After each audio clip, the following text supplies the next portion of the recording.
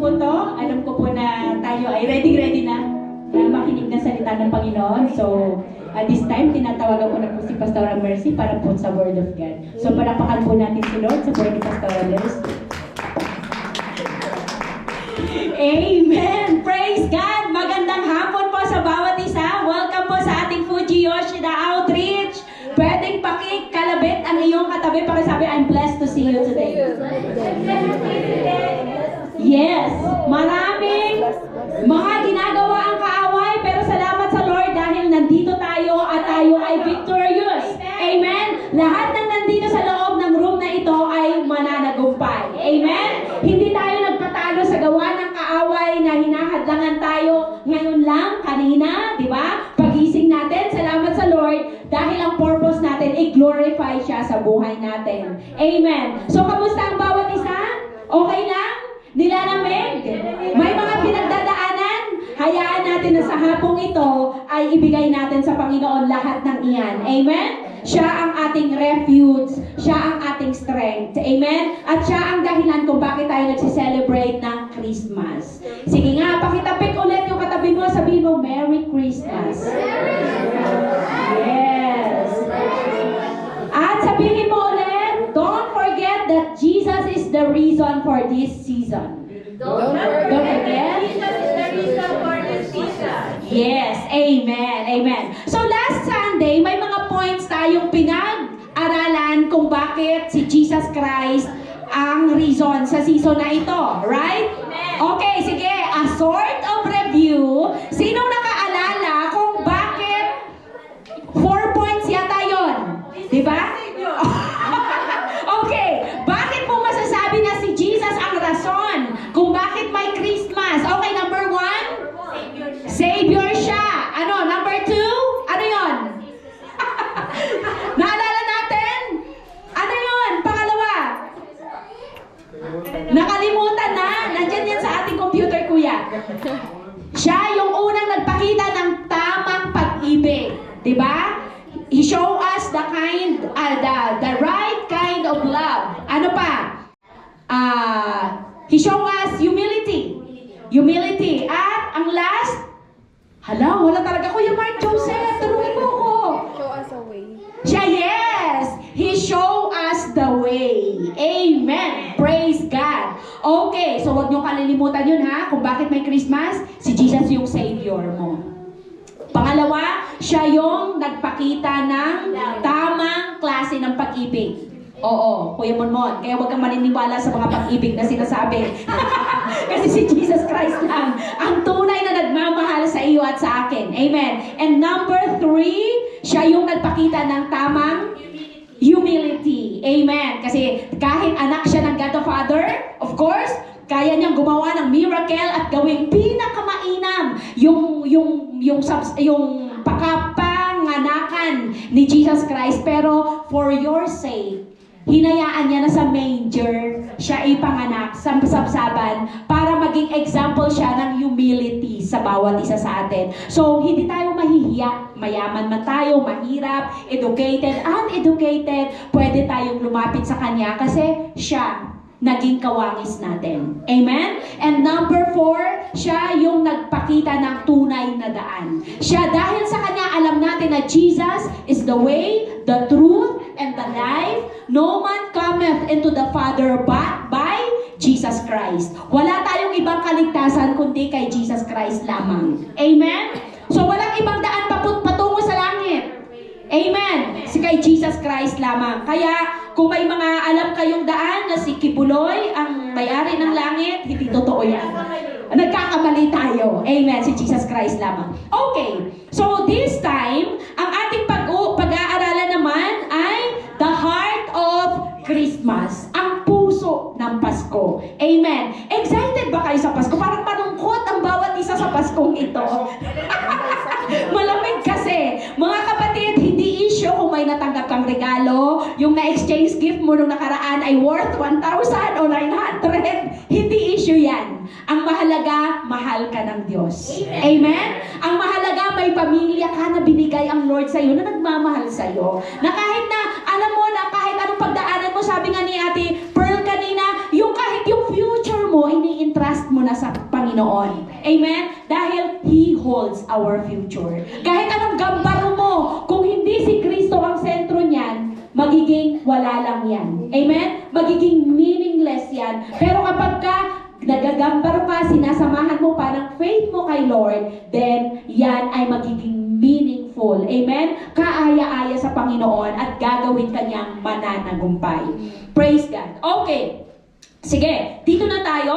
Para sa ating introduction dito sa Heart of Christmas, one of the meaning given by the Cambridge Dictionary for the word heart goes like this: the central or most important part of a matter. Pag sinabi mong heart, ito talaga yung sentro. Amen? Ito yung mga importante kung bakit merong Christmas, mga kapatid. So sa hapong ito, pag-aralan natin tatlo na characteristics kung ano nga ba ang heart ng Christmas, ang puso ng Christmas. O, nandito ang puso ng Panginoon sa Christmas. Okay, sige, diretso na tayo. Number 1, na sentro ng Christmas na ginagawa natin is giving. Marami sa bawat isa sa atin na excited sa Pasko. Tama? Dahil nakakatanggap tayo, nagbibigay tayo sa whole year na pagpapala ng Panginoon. Meron talaga tayong inilalaan para sa giving. Right? Pwede na itong exchange gift mo, pwede sa family mo, pwede sa mga needy na mga tao na nagbibigay tayo, di ba, sa mga ano nga tawag minsan, yung mga group o sa mga orphanage, no? May mga taong ganyan na nagbibetso talaga ng pera para ibigay doon whole year round. Parang doon nila pinapakita yung pagpapasalamat nila sa whole year na ginawa ng Lord sa buhay nila. So, giving. Kapag ka ikaw, kapatid, ay hindi nagbibigay, sabi ko nga sa'yo, stagnant ka.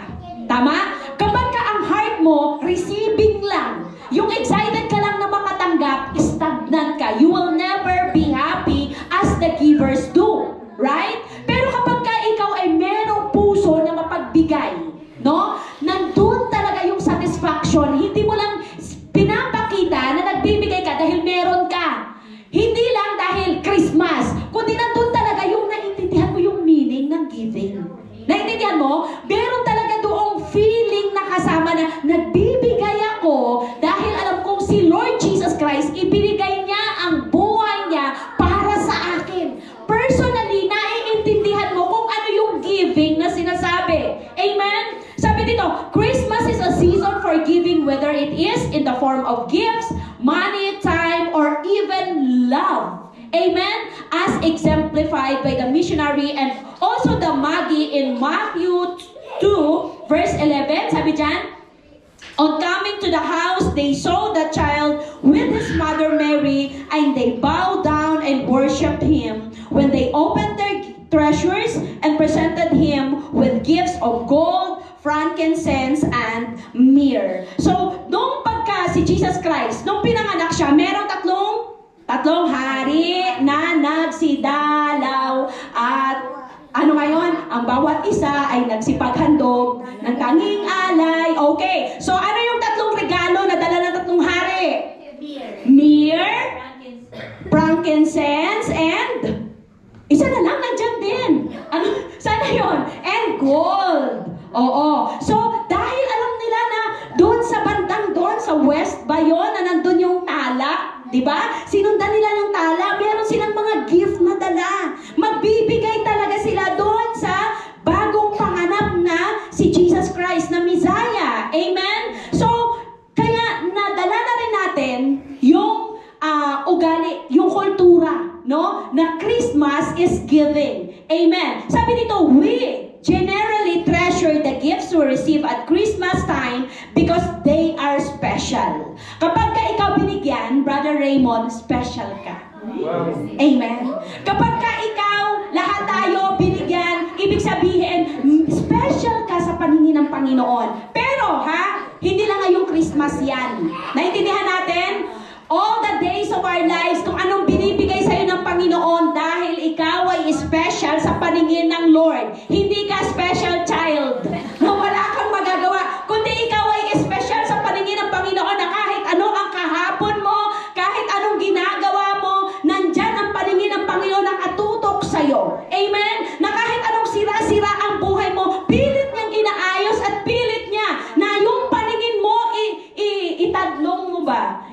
straight mo para sa Kanya.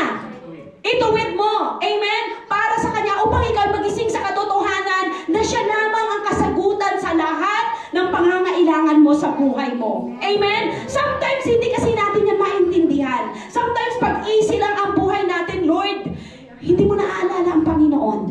Amen? Hindi mo naaalala na ikaw pala, Panginoon, ang solusyon sa lahat sa buhay ko. Amen? Pero tandaan natin na binigay niya ang buhay niya para ikaw ay may reconcile sa Kanya. Amen? Para maayos na kung ano man ang mali-mali na meron tayo sa buhay natin, yan ay maayos sa pamamagitan ni Jesus Christ. Meron pa bang mali ngayon sa buhay natin?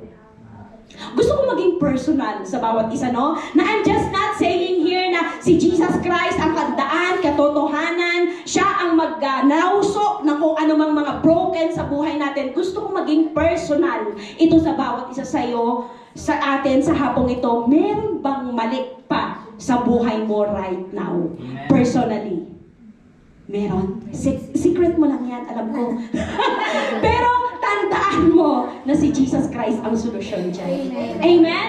Si Jesus Christ ang tanging daan. Siya lamang ang magiging solusyon dyan sa kung anong mali na meron ka right now na hindi mo sinasabi sa amin. Amen? At wala nang iba. Kung sometimes gusto mong hahanapin ko ang sarili ko, hahanapin ko ang solusyon, di ba? Hahanapin mo kung ano ang tama na maging sagot sa kung anong pangangailangan na meron ka. Huwag mo nang hanapin kung saan-saan. Lumukod ka lang. Amen. Amen? Si Jesus Christ lang yun. Amen. Siya ay sapat na. Amen. Hallelujah. Sabi dito, let's remember that on the first Christmas morn, God gave us His very best. Amen? At yung best na yan, sino yan? Si Jesus Christ. Yan ang binigay sa atin ni God the Father. Sabi dyan, John says, this is how God showed us His love for us. He sent His one and only Son that we might live through Him. Ibig sabihin, kapatid, magiging maayos ang buhay mo, mamumuhay ka kapag ka ikaw ay namumuhay ng dahil sa Kanya. Kung siya ang rason ng pagtatrabaho mo ngayon, siya ang rason kung bakit mo pinapagamit ang buhay mo ngayon, then, kapatid, ikaw ay nandun sa tamang daanan. Amen? Wala ka dun sa liko-likong daanan. Pero minsan, kung may mga karanasan ka na nahihirapan ka, may mga karanasan ka na parang out of nowhere, hindi mo alam. No? Out of nowhere, hindi mo alam ang sarili mo kung saan mo hahanapin.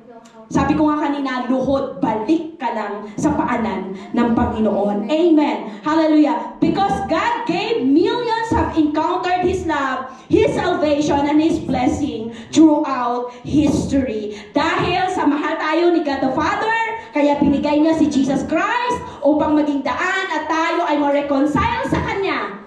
Marami ng mga testimonies, maraming mga buhay na naayos, maraming mga pamilya na na-reconcile, no? Mga hiwalay sa asawa na naayos, mga broken dreams, broken homes na naayos dahil sa pagmamahal ng Panginoon sa atin. So tandaan natin yan.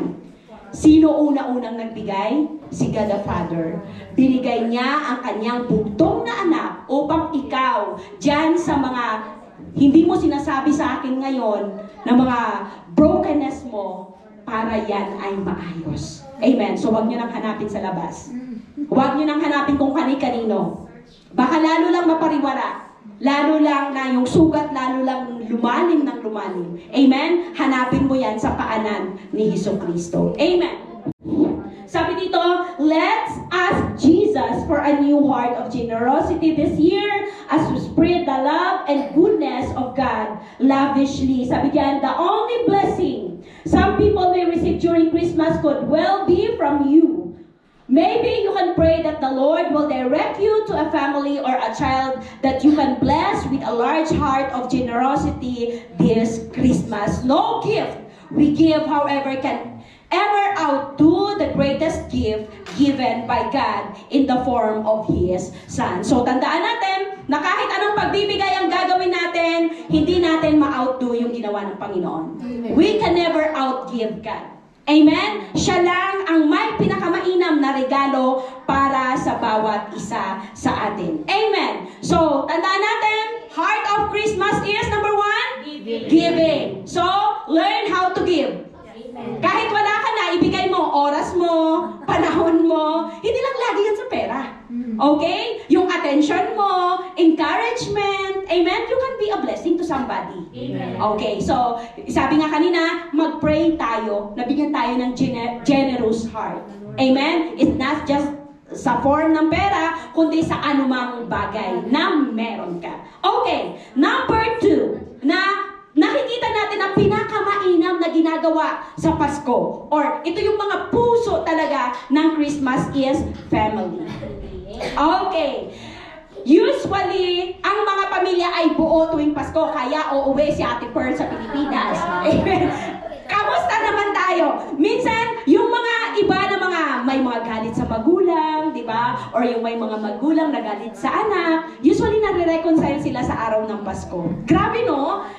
Grabe ka miraculous yung araw ng Pasko, na doon nila tinataon kasi alam nila na ito ay araw ng pagbibigayan, araw na dapat masaya, araw na dapat sama-sama, araw na dapat nandyan na, kumbaga walang mga sigalot sa loob ng pamilya. So dito, the heart of Christmas is family. Sabi dyan sa Luke 2 verse 19, Mary treasured up all these things and pondered them in their heart. Sabi dyan, a vital part of our Christmas celebration is the time spent with family, reminiscing our days gone by and sharing memories of God's goodness to one another. So, kapag may mga family reunion, di ba? Diyan nagsishare kayo kung ano yung kabutihan ng Lord sa buong isang taon, kung ano yung mga dreams, hopes na nangyari. Kaya nga, if sa year-end natin, hindi lang testimony, magsishare din tayo ng mga hopes and dreams mo. Tapos, year-end, kung naalala nyo, yung mga testify nyo ng January, meron tayo niyan, ginawa na natin yan, di ba? Oo, kung maalala nyo na nangyari na this year, so i-testify natin sa Panginoon yan. Alam mo ba, napakasarap pasukan yung isang taon na meron kang layunin. Tama? Meron kang hopes, meron kang dreams. Hindi na lang, sige, let's just go, pasok lang tayo sa taon. Parang wala lang. Go with the flow. No? Hindi. So, dapat meron tayong hopes and dreams. Amen. So, sabi dito, masarap na magkasama ang buong pamilya. Inaalala nyo yung mga nagdaang taon, nagdaang araw, no? The whole year, na sinishare nyo sa bawat isa yung kabutihan ng Lord. So even hindi natin kasama Kuya Joseph sa Pilipinas sa pamilya, si Mark Joseph, no? Si Brother Mac na sa Ghana, si Ranchang, video call. Mag-video call kayo at mag-testimony kayo. Sige, ngayon, anong mga kabutihan ng Lord sa buhay natin? Oo. So, sa pamamagitan niya, naaalala nyo na hindi nyo kaya yung mga bagay na yon kapag wala ang Panginoon. Amen? Walang intervention ng Lord, hindi natin kaya lahat ng kung anumang napagtagumpayan natin this whole year round. Amen? Sabi dyan, it's such a pleasant sight to see families walking into church on Christmas Day because a family is truly blessed when it belongs to God's family. Naintindihan natin to? Tunay na pinagpala ang isang pamilya na si Lord ang sentro ng kanilang pamumuhay. Amen? Kaya kapag nakikita natin sila na they go to church together during Christmas Day, kasi meron talagang simba during Christmas. Dito lang sa Japan kasi nga may work, di ba? So walang simba. Nakikita natin na grabe ang pamilya na yan, ino-honor talaga si Lord sa buhay nila. Binibigyan ng time ang Panginoon sa buhay nila. Kaya yung mga nandito ngayong Sunday na ito, ino-honor nyo si Lord sa buhay nyo at mananagumpay kayo. At yun nga sabi ko, napapangiti nyo si Jesus. Amen? At kapag napapangiti natin si Lord, inuulit-ulit ko yan, kaya niyang gawin lahat ng imposible sa buhay mo. Amen? Huwag kang mag-e-expect na, Lord, ba't hindi mo pa binabago ang buhay ko? Sumusunod ka ba sa Kanya? Ginagawa mo ba ang kalooban niya? Ang ginagawa mo, separate doon sa pinapagawa ng Lord. Pero lahat na nandito sa room na ito right now, nakikita ng Lord ang puso mo. At nakikita ng Lord kung anong desire meron ka. At alam ko, sinasagot na ng Lord yan ngayon. Amen! So, wag tayo tumigil. Tama?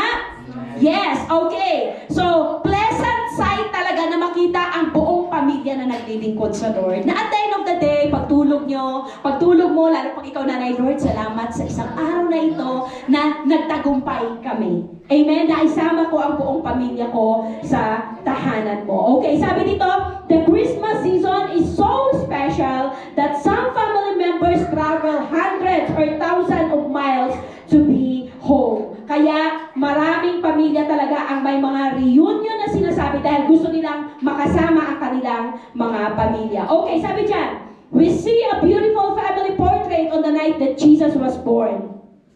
So Luke 2 verse 16 says that when the shepherds came to Bethlehem, they found Mary and Joseph and the baby, tatlo sila, who was lying in the manger. I'm sure there was much prayer and praise rising up in the manger. So verse 19 shows that Mary was building a storehouse of precious memories in her heart. Amen. So, maging sa atin man right now, whenever na sinasama mo yung pamilya mo sa church, beautiful portrait yan ng isang pamilya na sama-sama na naglilingkod sa Panginoon. Amen. Amen. So kahit mag-boyfriend, mag-girlfriend pa lang kayo, huwag niyong iwawala yung kultura na magsimba.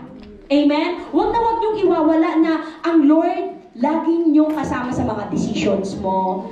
Kung ano yung araw na para sa Panginoon binibigay niyo, kayo din naman ang pagpapalain yan. Amen. You are building your own family na kasama si Jesus Christ. Amen. Amen. Sabi pa dito, Mary and Joseph clearly built a strong and godly family. Sabihin mo nga, I want to build a strong and godly family. Go!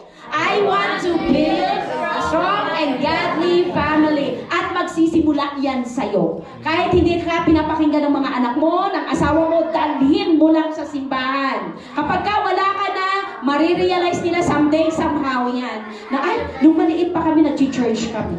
Diba? So kahit wala ka na, hahanapin at gagawin nila ang ganon na mga ginagawa mo. Sabi dyan, although at times some family members couldn't grasp the mission that Jesus was a part of it, I strongly feel that much of the Lord's parable illustrations were crafted when journeying with or learning from his parents. His brother James too later became an influential church leader. At makita natin na si Jesus Christ, no? Sumunod talaga siya sa path na pinagawa sa kanya ng God the Father. Amen. So, maging mga nanay tayo, mga tatay kayo someday somehow, wag niyong iwawala or ituro sa mga anak natin. Kahit na alam natin matitigas na ang ulo nila at iba na talaga ang kanilang mga iniisip ngayon, sige lang, dalhin lang natin sa church. Dahil dyan, pinapakita natin, mga magulang, kung ano ang tamang pamumuhay dito sa mundong ito. Amen. Okay, so sabi dito, this year, can we build some precious Christmas memories with our family? Amen? Amen. Yes. Can we strengthen and encourage one another? Amen. Pwede daw ba? Amen. Yes. Kahit kayo, video ko lang ha. I-strengthen nyo ang mga family nyo. Encourage nyo. Can we pray together for God's will to be perfected in each life? Amen. Yes. Maging blessing kayo sa mga pamilya nyo. Amen. Can we heal a strained relationship? Meron mga sirang relasyon. Pero sikapin na kayo ang maging paraan para ma-heal yan. Amen? Hallelujah. God loves families and we need to treasure all the precious memories He gives us. We could also befriend someone who has no family to celebrate with at the Christmas time. Let's pray for our family to receive special grace this Christmas that will unfold many beautiful moments. Sa Fuji, maraming pamilya doon, maraming mga tao doon, members na walang family. So every Christmas yan, at New Year, doon talaga sila sa office. Oo, ibinibigay na sa kanila yung office na yan, doon sila nag-gather together, yung mga walang pamilya, na mag-iisa lang sa bahay nila, doon sila together, nagdadala din sila ng pagkain, sila lang. Dahil kami, family ng Galyos, ay may gathering din. Oo, so sila lang doon kasi pag pinagsama mo pa, ang dami-dami na namin masyadong maingay. Masyado nang masikip pag isinama mo pa yung mga church members. So, nandun, binibigay yung hall sa kanila kasi rented naman yun eh, yung office. So, doon sila nag-gather together lahat ng mga walang pamilya. So, tayo din, sabi dito sa pinag-aralan natin ngayon, maging blessing din tayo, no? Dun sa mga walang pamilya, encourage natin, yung mga kayo, wala kayo kasama, so kung gusto niyo sumama sa Fuji, doon tayo. Amen. So, hayaan natin na ngayong Paskong ito, amen, makakreate tayo ng beautiful moments. Amen. With our family. Okay, number 3 na tayo. Okay, number 3, na pinakamainam. Ito natakal na natin last Sunday at itatakal ulit natin na ngayon dahil siya talaga yung heart ng Christmas. Humility. Kapag ka pride ang nangibabaw sa atin, warak, sira ang buhay natin. So tinuturo talaga ng Lord, He Himself, si Jesus Christ, humbled. Amen. Sa Philippians 2:8. Si Jesus Christ mismo, nakita natin na pagsilang pa lang niya, nakita natin doon ang humility. Okay. A wealthy couple visited some colleges facing financial struggles with the intention of supporting one of them. During this endeavor, they went to a particular college on a holiday and spoke to the caretaker who was painting the school walls. Upon inquiring whether they could meet the principal, the man said that they could do so later in the afternoon, showing them the principal's office. The couple came back later as directed, and when entering the principal's office, they were shocked to realize that the principal was the same person who had been painting the walls earlier. Impressed by the principal's humility, they willingly invested their money in the college. So dito sa kwentong ito, nakita natin, binasa, naiintindihan nyo? Na nakita niya na yung nagpipintura pala mismo yung principal. So nakita niya doon na yung humility ng principal na siya mismo gumagawa upang mapaganda yung school nila. Amen. So maging doon kay Jesus Christ, sa kwento ni Jesus Christ, hayaan natin na yung humility manatili sa puso natin bilang mga anak niya. So kahit ano pang marating mo sa buhay mo, kahit anong knowledge or position ma-acquire mo, no? Ito principal, pero siya yung nagpipintura ng sarili niyang school. Sa ating principal, no? Hindi ka nakilala, di ba? Pero nakita natin yung humility doon, pinagpala siya. No? Tumulong yung pumunta, di ba? Nag-donate pa more doon sa school na yon. So hayaan natin mga kapatid na sa Paskong ito, kung yung mga desire ng puso natin na parang okay na tayo, wealthy na tayo, tapos yung humility nawawala na sa atin, hayaan natin na ibalik ng Lord dito sa season na ito. Amen? Hallelujah. Sabi dito, at the heart of the Christmas message is humility. It speaks of how the mighty Son of God took on a human form and came down to earth in extremely humbling circumstances. Si Jesus Christ, nagpakatao siya. Amen? So, naintindihan niya kung ano ang mga dinaranas natin ngayon. He was born in a manger, not in a palace. His parents were possibly peasants, not the rich of society. Ano nga si Joseph? Ano lang si Joseph, tatay ni Jesus? Carpenter. Amen. So, sabi dito, not the rich of society. The message of his birth was announced to humble shepherds and not to those in the seats of power. His birth and his very life showed a level of humility never seen before. Amen. So, hayaan natin mga kapatid na sa araw-araw nating pamumuhay, lagi nating alalahanin na si Jesus Christ ang una-unang nagpakita ng kapakumbabaan. Amen. So kung sa mga katrabaho mo, sa bahay natin, sa mag-asawa, sa mga anak, hindi mawawala minsan ang pride. Tama? At ayaw magpatalo. Tanda natin si Jesus Christ.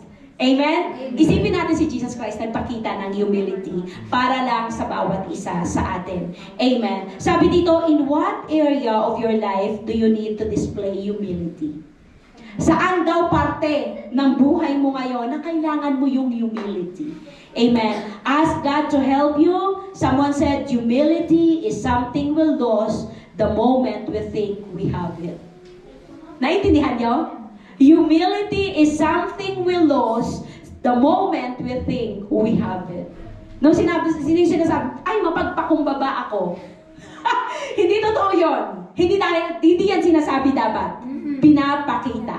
Amen. So, naintindihan natin. Yes, hallelujah, praise God. So, hayaan natin na sa hapong ito, yung humility maghari sa puso natin. So, kahit na anong mga arguments na meron ka mga principles na hindi nangyayari, meron kang gustong ipaglaban, Lord, let the humility reign in my heart. Amen?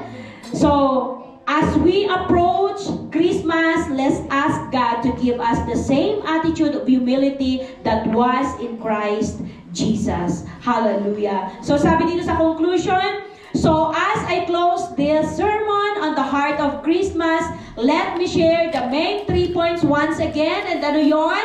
Number 1, kanina? Giving, family, and humility. Yun ang mga puso ng Christmas. So sa season na ito, tandaan natin yan. Amen? So kung mayroong mga bahagi sa buhay natin na yung giving, hindi ka giver, no? Right now, at yung family, may mga broken relationships kayo, at yung humility, hindi makita sa iyo, hayaan natin ipag-pray yan sa pagkakataong ito. Amen? Hallelujah. Hayaan natin idulog natin sa Panginoon sa oras na ito. Sabi dito, may the Lord help us to consider and take the necessary decisions in these 3 areas na ating pinag-usapan sa hapong ito. Hallelujah. Sige, right now mga kapatid, hayaan nating idulog sa Panginoon kung saan part dito, giving, family, humility, tayo wala. No? Or tayo broken. Or tayo hindi natin kaya sa pagkakataong ito. Hallelujah. Idulog natin sa Lord yan. Let's bow our heads. Hallelujah. We praise you, Jesus. Thank you, Lord. Sa hapong ito, Father God, sa salita mo, Panginoon, na tinuro sa amin, Father God, bilang mga anak mo, O Lord. Maintindihan namin, Father God, kung ano ang importansya ng Paskong ito, Panginoon. Sa hapong ito, Father God, salamat, Lord, na in-enlighten mo kami, Panginoon, na kailangan na sa puso namin yung pagbibigay, Father God. Bigyan mo kami, Panginoon, ng generous heart, O Lord. Bigyan mo kami, Panginoon, ng puso, Father God, na kayang ibigay kung ano yung nararapat, Panginoon, na makita namin sa tao, sa kapwa namin, sa pamilya namin, Father God, kung ano yung need nila, Panginoon. Hindi lang, Father God, dahil kaya namin magbigay, Lord, kundi dahil naranasan din namin, Panginoon, kung paano maging wala, O God. Hallelujah. So, i-inculcate mo, Panginoon, sa puso namin right now, Father God, to have that generous heart, O Lord.